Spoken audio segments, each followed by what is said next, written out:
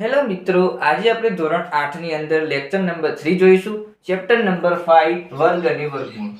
આ વિડિયોની અંદર આજે આપણે એકમનો અંક શું મળે છે એની આપણે ચર્ચા કરીશું. તો ચાલો વિડિયો. સૌપ્રથમ નીચે આપેલી સંખ્યાનો વર્ગ કરવાથી મળતો એકમનો અંક શું મળે છે. ગયા વિડિયોની અંદર કયો વિડિયો તમે ના જોયો હોય તો જોઈ લેજો કૃપા કરીને. તો આગળનો વિડિયો જોયો હશે તો આ વિડિયોમાં વધુ સમજણ પડશે. તો આ વિડિયોની અંદર આજે આપણે જોઈશું એકમનો અંક શું મળે છે. તો એકમનો અંક આપણે શોધતા શીખીશું. તો સૌપ્રથમ આ આવી સંખ્યા આપેલી હોય એક્ઝામ્પલ તરીકે, તો આને એકમ કયો કહેવાય આપણે જાણીએ છીએ કે આને એકમ કહેવાય, આને દશક કહેવાય, આને 100 કહેવાય અને 1000 કહેવાય. આપણે અત્યાર સુધી આપણે જાણીએ છીએ.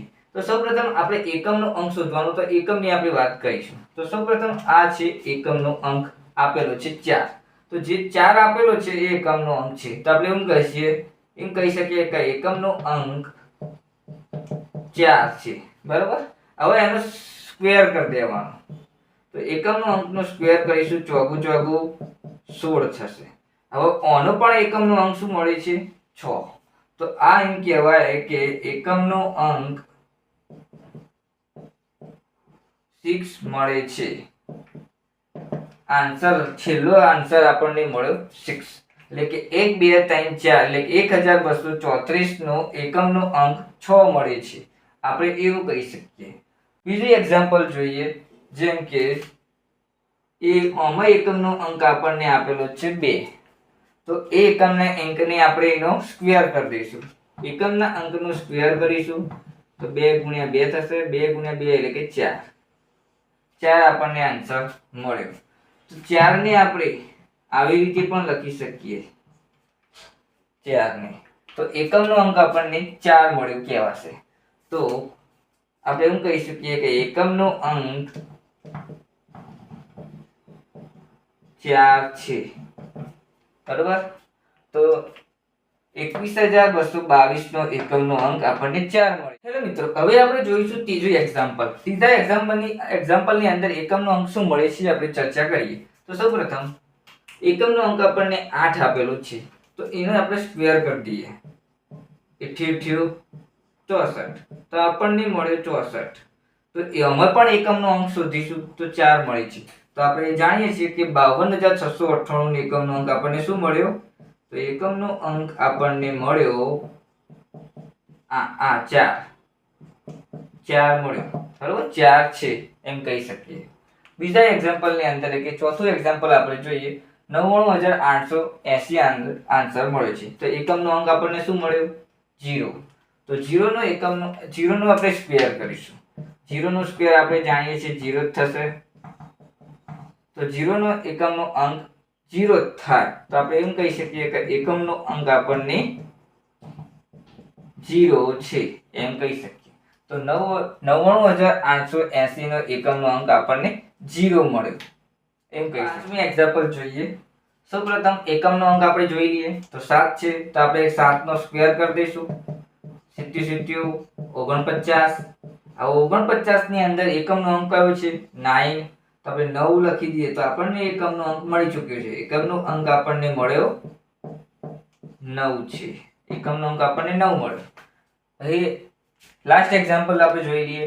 જેમ કે 6 આપેલો છે. તો એકમનો અંક આપણને 6 આપેલો છે.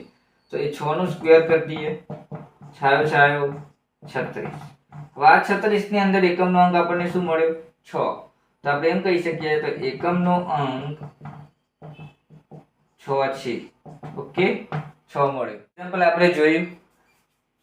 મારી ચેનલમાં તમે નવા આવ્યા હોય તો ચેનલને સબસ્ક્રાઇબ કરી દો, લાઈક આપી દો અને કોમેન્ટ કરીને જણાવો કે વિડિયો કેવો લાગે. હવે મિત્રો આપણે જોઈશું એક મહત્વનો ટોપિક. નીચેની સંખ્યાઓને બે ક્રમિક સંખ્યાઓ એટલે કે સરવાળા તરીકે રજૂ કરો. એક સૂત્ર આપેલું છે, એના પરથી આપણે દાખલો ગણવાનું થશે. સૂત્ર આપણે લખી દઈએ. n² બરાબર n² - 1/2 પ્લસ n² + 1/2. આવું સૂત્ર આપેલું છે, એના પરથી આપણે દાખલો ગણવાનું થશે. તો સૌપ્રથમ આપણે એક્ઝામ્પલ તરીકે એક દાખલો લઈ લઈએ, જેમ કે 21 નો સ્ક્વેર. હવે 21 ના સ્ક્વેરને આપણે કઈ રીતે એક્ઝામ્પલમાં ગણીશું? તો આવું આપેલું હોય તો કઈ રીતે ગણવાનું? તો ધારો કે આપણે ધારી દઈશું કે n બરાબર 21 આપણે ધારી દઈશું આવી રીતે, બરાબર. હવે સૌપ્રથમ આપણે પહેલા આની વાત કરીશું, પછી બીજાની વાત કરીએ. સૌપ્રથમ તો આપણે n બરાબર 21 લીધો, તો 21 નો વર્ગ -1 ભાગ્યા 2 બરાબર 21 નો વર્ગ થશે 441 -1 ભાગ્યા 2 કરી દઈશું.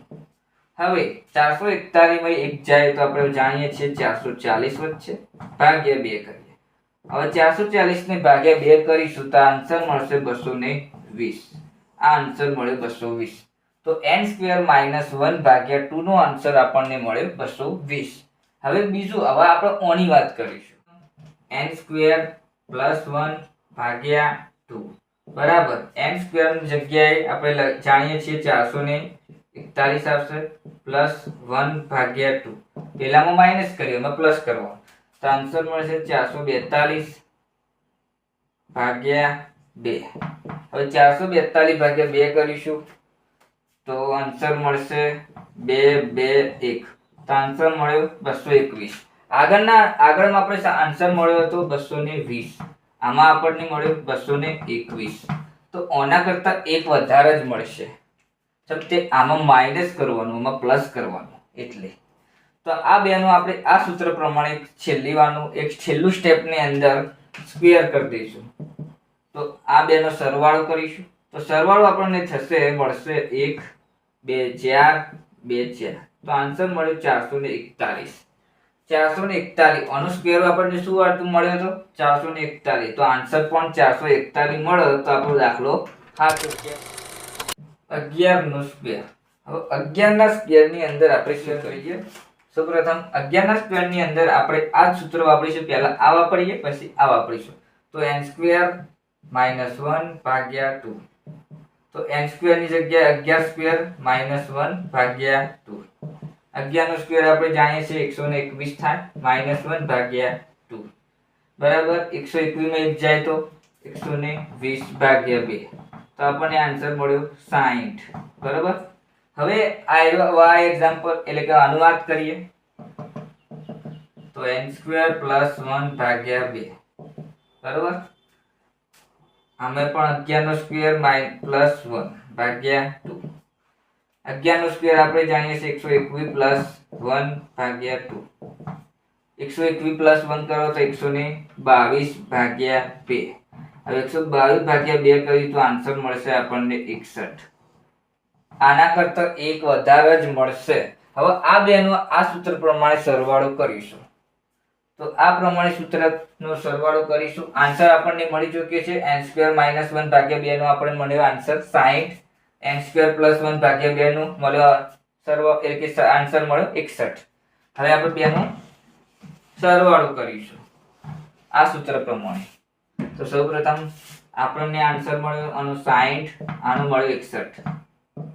1 6 12 કેટલો મળ્યો 121. આનો સ્ક્વેર કેટલો હતો 121. તો આમ પણ આન્સર આપણને 121 જ મળ્યો.